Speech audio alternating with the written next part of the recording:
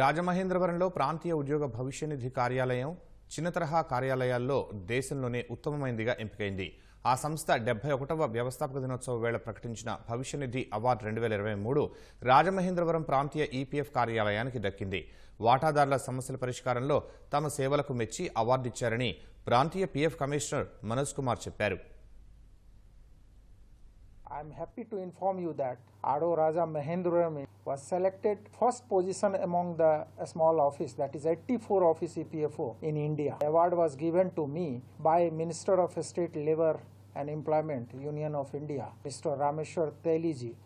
And it was great achievement for this office because all over India we got the first position. We have been selected the first position.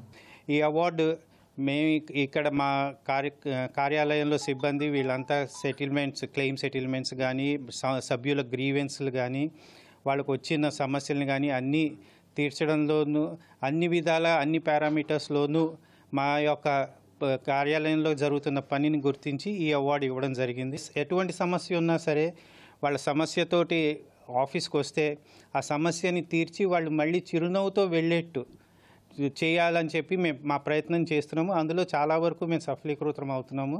ఇది మాకు చాలా గర్వకారణం. మా స్టాఫ్కి అందరికీ ఈ సందర్భంలో మేము అభినందనలు తెలియజేస్తున్నాము.